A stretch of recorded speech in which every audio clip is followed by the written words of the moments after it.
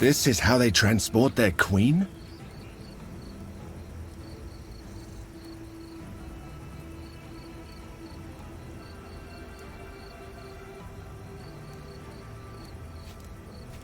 Salvete discipoli. Zeus takes you, child. How do you keep appearing out of thin air? Tricks of the trade, old man. At least a dozen, perhaps a few more. I think so too. The rocks limit sight lines. If we strike quickly enough, we can prevent them from alerting each other. She's not held anywhere. She walks around freely, but I think I saw her at the front of the caravan. Serwi? They sent Serwi with her to her prison. Egyptian rulers are worshipped as deities. She is being taken to a prison for a goddess. Praise be. Guards up ahead. Stay low.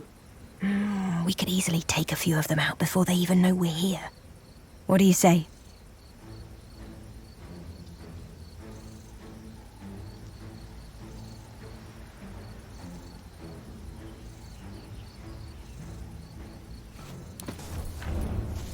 Halt! Who goes there?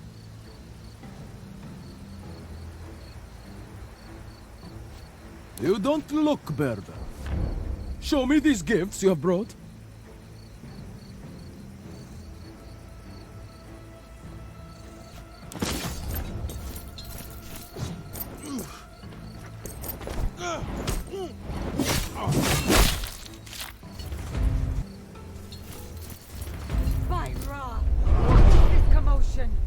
To arms! No harm must befall her holiness, the traitor queen! Romans, here! Tell me, did you murder these people in the belief that they were protecting me? Or in the knowledge that they were my captors?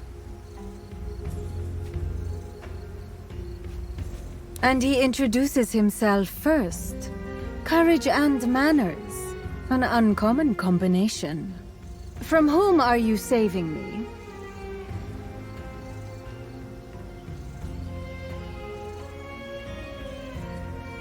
Murdered? Lunia failed then. Not exactly. Follow us. Everything will be revealed when we're safe.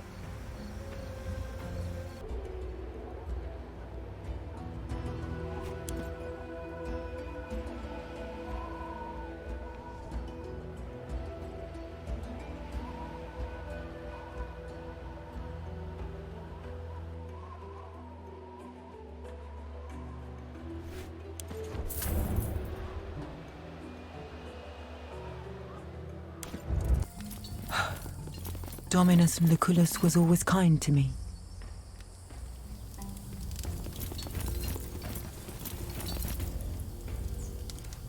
Cleopatra Philopator, the goddess who loves her father and the rightful pharaoh of Egypt. Lengthy introductions are unnecessary. At this point, I trust we are both acquainted with each other. Legate, you have saved me. I will not let such a deed go unrewarded. I bestow upon you this armor, called Queen's Warden. Wear it with pride. You will soon find that allegiance to me comes with many rewards. Shall we get down to business? I made you a promise, and a goddess never breaks her word. Ask her questions, Legate. It doesn't matter what I believe, as long as the people need their goddess. Perhaps one day I'll show you. It's a traditional title. When it suits me, yes. You are addressing a goddess. Tomes could be filled with the things that I know, and you don't.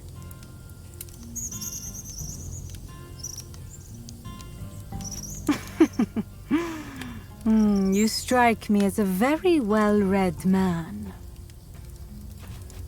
Imprisoned is such an ugly word. Let us say, confined.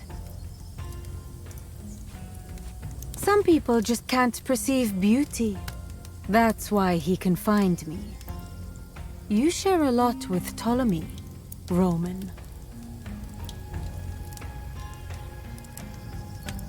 Hopefully. That would have been such a waste. We had maintained a correspondence for quite some time now. Unfortunately, he never had the pleasure of enjoying my company in person. He was a good man. He did not deserve to die in such a ghastly fashion.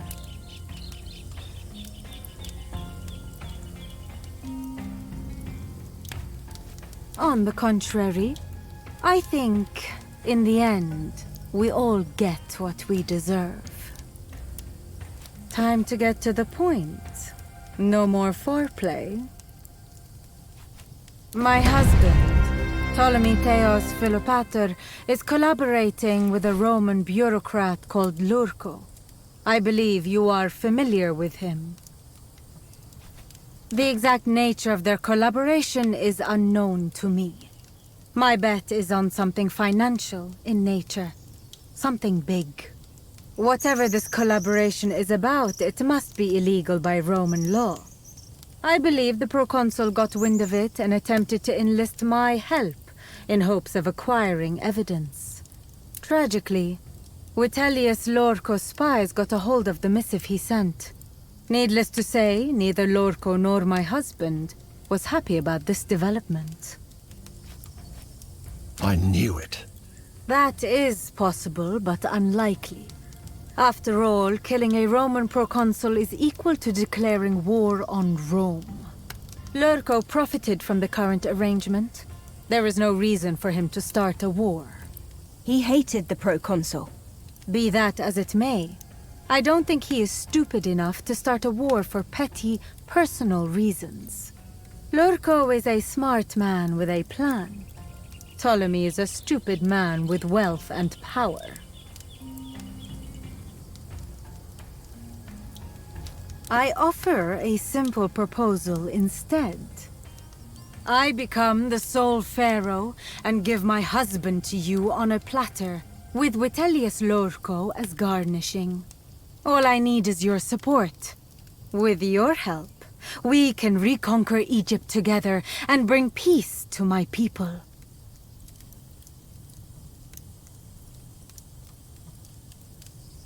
May I humbly present a possible solution?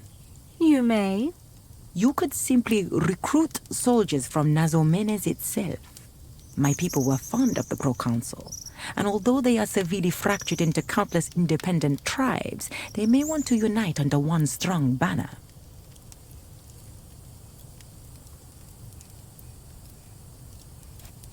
Is it though? We can collaborate with barbarians, but can we trust them? We will have to talk to the elders first. Let us meet at the court of heaven as soon as it is convenient for you. Get it out. I can see you have questions. I do not. Because I am a goddess. I've said no such thing. You asked me if I think I am a goddess, and I said I don't think I am a goddess. You are a fool if you think divinity is a matter of opinion. One does not think of divinity. One either is divine or not. Alexander the Great was my ancestor. I am a daughter of conquerors and pharaohs. The greater gods of Egypt speak through me. By my word, men live or die. I rule this world and what comes afterwards. Look into my eyes, Roman. In more than one meaning of the word, I am divine. The question is, are you? Well met, smoldering spear of Mars. There is nothing confusing about my family. Traditionally, boys are named Ptolemy and girls Cleopatra. It is our actions that define us, not our names. He goes against the people's will.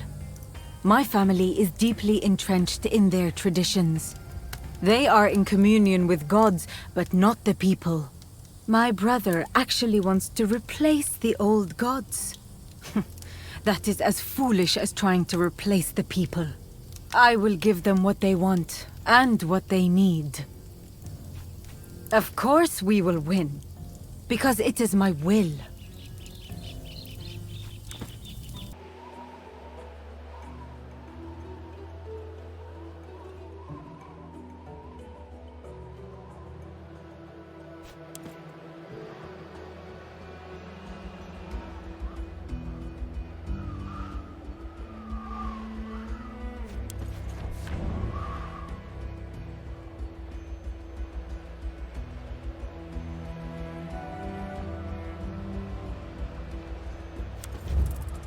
Are we fighting for the Queen of Egypt now?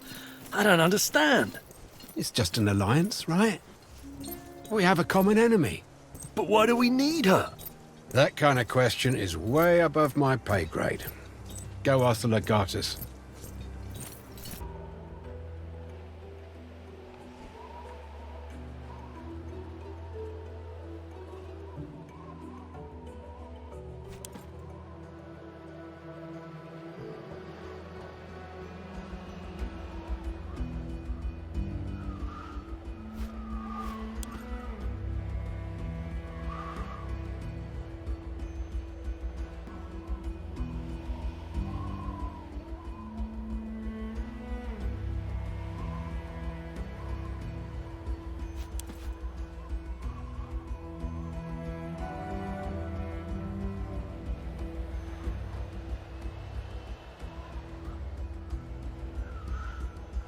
We should leave something.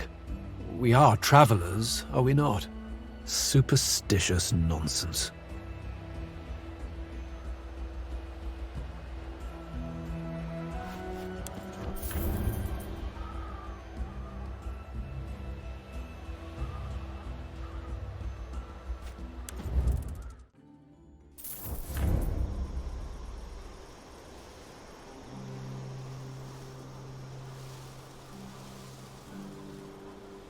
Welcome to the Court of Heaven, the most important annual meeting of the elders and the reason for our presence. It is an honor to have you among us. Of course. What do you want to know? The Court of Heaven is the name of both the place and the event. Each year, the elders of the tribes gather here to solve their differences and make crucial decisions. It is also an opportunity for people to present their problems to the elders. It is this court's duty to dispense justice, providing the issue is important enough. Last but not least, the Court of Heaven attracts merchants from all over Nazamones and beyond. Where there are people, there will always be commerce. Merchants and mercenaries, the rich and the poor, everyone has a reason to be here, just like you. Some people make things happen, others watch things as they happen. It is up to you to decide what you will be, a maker or a watcher. I suggest you walk around and breathe in the air. Meet some people and talk to them. Trade if you want. Since you are here as my guest, you are free to go anywhere. We might encounter some hostility. Make no mistake, the minor tribes will do whatever I tell them to do. It's the elders of the major tribes I am worried about. Not everyone likes the Romans. Some elders may see your presence as a direct attack on our autonomy.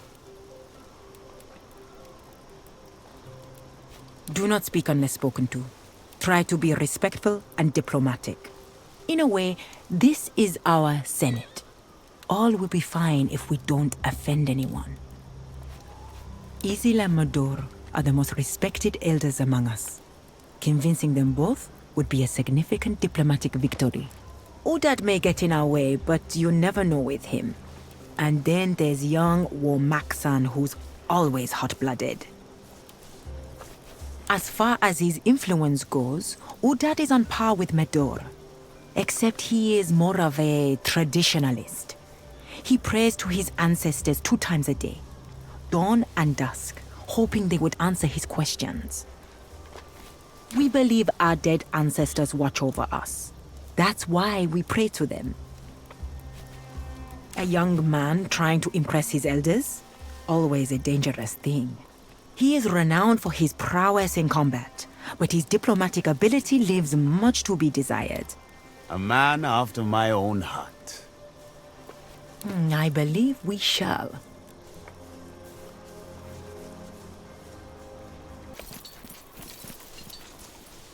Greetings, Romans. Or how do you say it? Selwete. I am Galusa the Great. How may I help you? Isn't it obvious?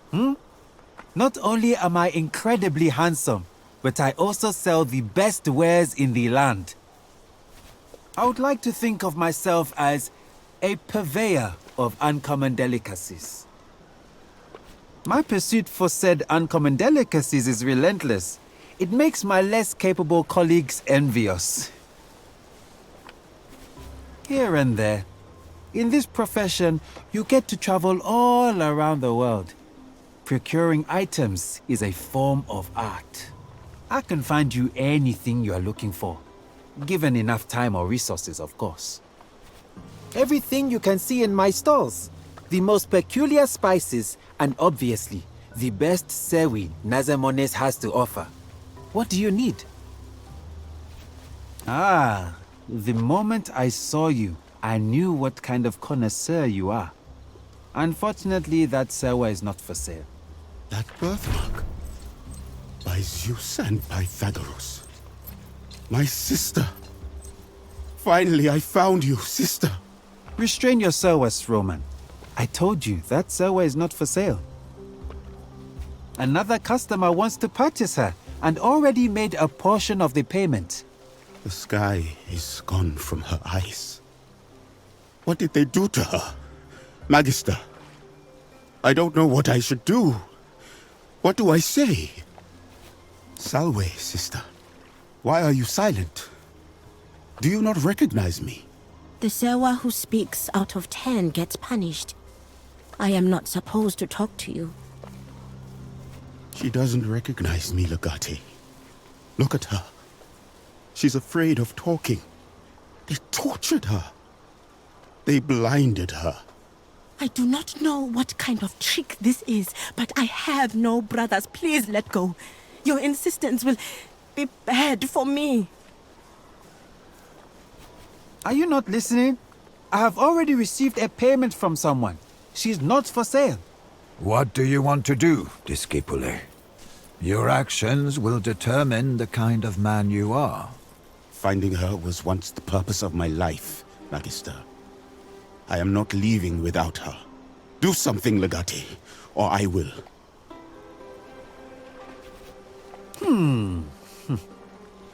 Tempting. What you're saying is you can pay me 8,000 denarii right now? Never in the history of the world has anyone paid even half that much for a Sewa. He just doesn't want to sell her.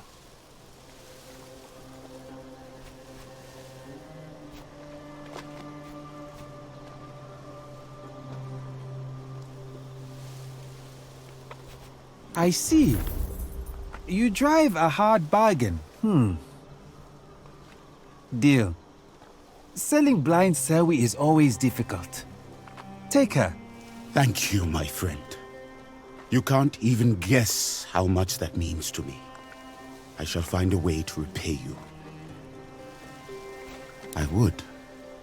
For I am a good man. Come on, sister. I will show you your new home.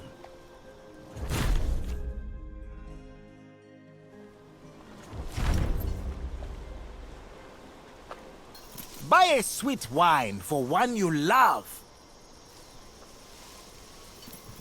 Salutations and a nice evening to you, travelers. You look like people of refined taste. Am I wrong? Naturally. You have come to the right place. Our wines rival those of Carthage, and some, in fact, surpass them. Feel free to browse, and tell me if you find something interesting. Well, I would not say better, but they're certainly different. It is not only a matter of different grapes, but also of the environment and the weather. Such things are a matter of taste, but I believe one must taste many things in life. One must explore oneself. Don't you agree? The answer is no one, but we can try. There are, after all, so many different wines to drink in life. I don't have a lot of interesting grapes for you. This year's vintage was rather fragile. Fortunately, that usually means we have some of the best vinegar. And could I perhaps direct your attention to our excellent local honey, in case you want to produce some of your Roman balsam? You have a sharp eye for quality products. Very well. This great vinegar can be yours for a reasonable price. Great! You will not be disappointed. It always does. Am I wrong to assume you need more than just one flask?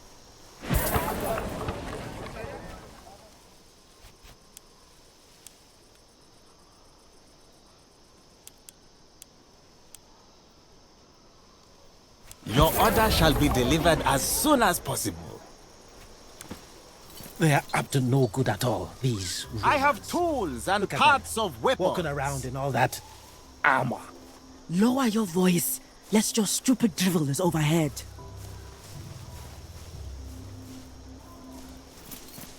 I take iron, I sell iron. I sell you things others want to get rid of. If you want unwanted things, you're at the right tent. What are you? A scholar of metal? I know metal better than anyone else. If I say it's iron, then it is iron. End of discussion. Look at what I have to offer and tell me what attracts your curiosity. Dignity is what you make of it. From the earliest time I can remember, I was fascinated by metal. As a grown man, I am still obsessed with it. I gather metal and sell it to those who value it. I am as undignified as my customers, and I am proud of it. Did you think I was trying to deceive you? What I sell here is true metal and true metal only. Have you seen these weighted blades? They are of high quality. And maybe you need some tools intended for javelins. Great craftsmanship there. But since you're Roman, you might be interested in this old helmet. It's a bit dented, but I'm sure you'll like it. A fair price for a quality product.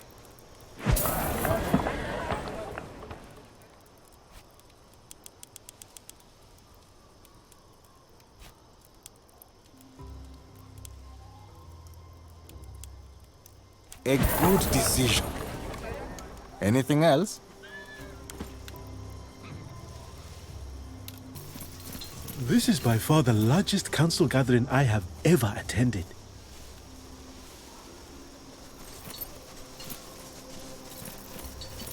I trade happily with all tribes. All are welcome in my stall. The famous Roman everyone's been talking about. It is not too late in the day to buy the supplies you need. Approach and look. My store, though humble by your standards, is at your service. Word of your deeds travels fast, especially amongst merchants. We all know of the Roman commander and the riches you possess. Tell me, what do you desire? I mean within the boundaries of what I can provide you with at this stall, of course. I can't grant you immortality yet. And I know what you're thinking, but trust me, you don't want to go there. My husband is a jealous man. On the contrary, it helps my business. Everyone underestimates me and pays the price. Literally, in most cases. I'm not afraid of anyone. They are afraid of me. Of course. There is no way not to be. I do not hail from any tribe you would ever have heard of, however. My tribe is quite small, but we have good relations to both Lunia's tribe and Udad's. Will that be all?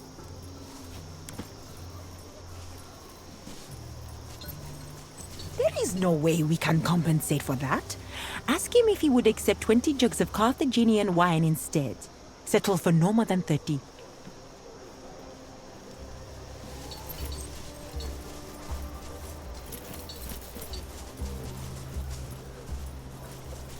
Romans, the spirits must have led you here to my little corner.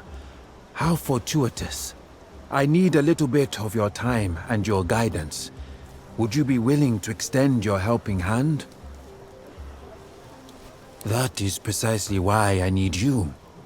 The guidance I seek is for lands beyond this one. You are a warrior, are you not? If death is what you deal, it must stand to reason that you'd know death and the lands of the dead. My name is Axil. I am what you might call a philosopher in your language. Though to my own people, I am a shaman.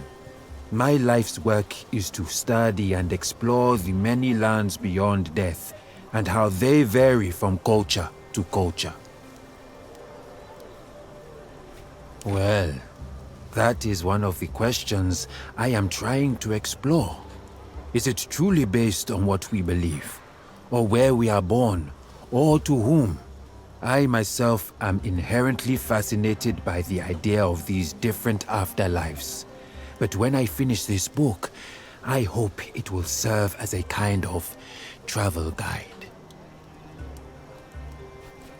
You understand me then? On the matter of transitioning from one life to the next, there can never truly be certainty. Besides, as scholars, we must seek the truth for no other reason than to enlighten ourselves. I have collected much knowledge of our own afterlife, but I have never had the opportunity to learn what awaits Romans after death.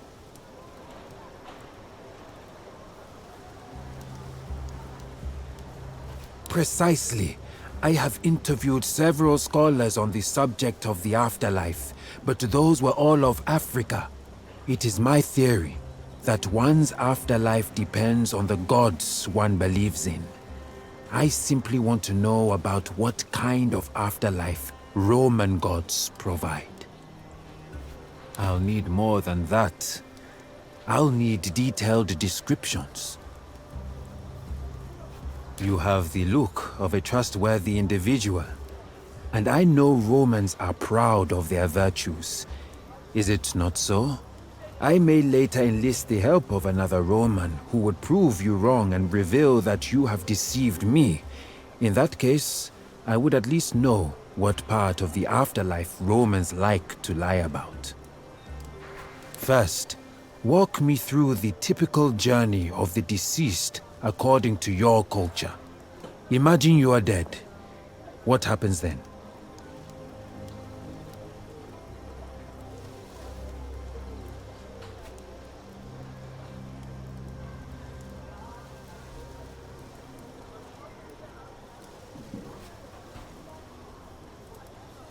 On its own? Interesting. We have to find our own way to the Duat. But they say the path is different for each person. A river? Now that sounds pleasant. But do you carry your own money to the underworld? Of course. We also believe it is best to bury the dead with their belongings. That way they can live a good life in Siket Aru. assessors. We have 42 of them. It is best to know their names and the sins they have not committed. Once you pass their judgment, Anubis weighs your heart against a feather of Mart. A pure heart isn't heavy. This Elysium sounds like Sekhet Aru. Osiris permits only the pure spirits to the field of reeds.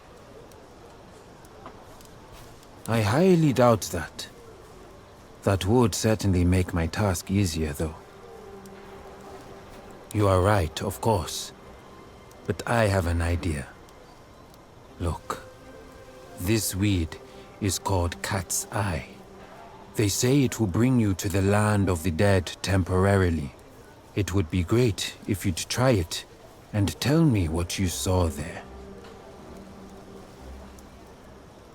Naturally, I was the first to try it myself, but I'm certain you will visit a different underworld than I. You should not worry. I have tried it myself multiple times, and as you see, I always came back.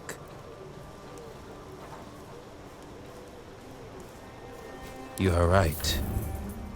I happen to have some Roman denarii on me. Please, take these with you.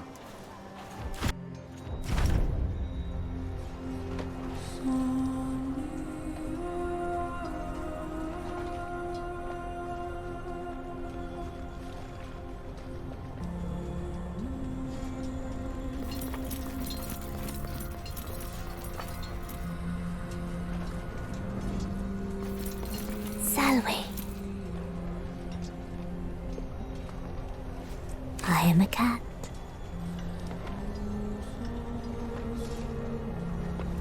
I am a giant cat.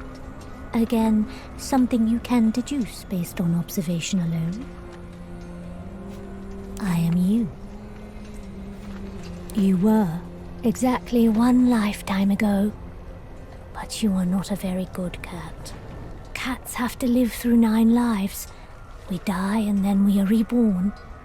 But a wicked cat is reborn as a lowly human. I am you in a past life. Do you remember dying? Most people remember such important events in their life. It is not you who is dead. A very good question. Do you even remember your purpose? Doesn't that mean your life is defined by the orders of someone else? Most humans, maybe. Not cats. We don't take orders from anyone, because you cannot live somebody else's life. Life is too valuable for that. Trust me, I have 9. I may seem wise to you, but wisdom comes with age and identity. I know you, because I am you. Or rather, I was you in a past life.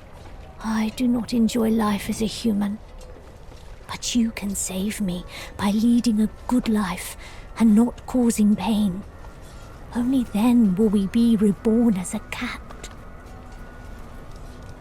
Unlikely, but stranger things have happened.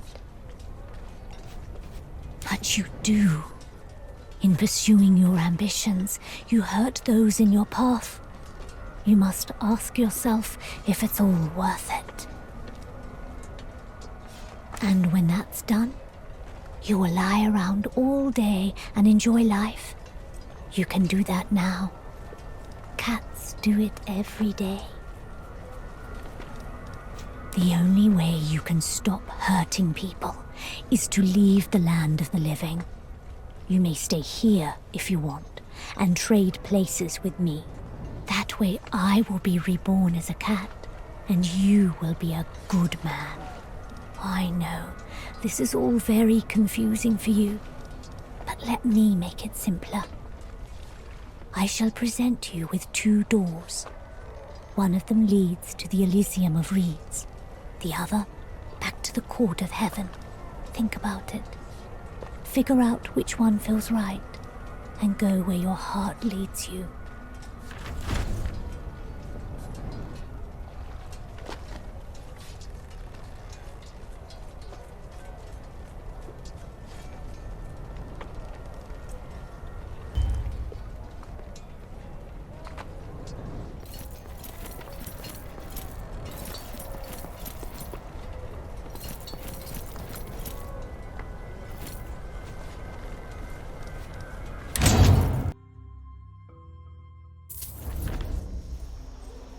You're back.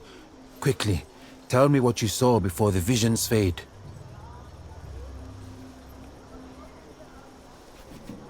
Giant cat. Ah, that's bizarre. Thank you, my dear friend. With your help, people all around the world will have a better afterlife experience. Please, accept this amulet as a small token of my immense gratitude. I hope to see you again when my book is finished.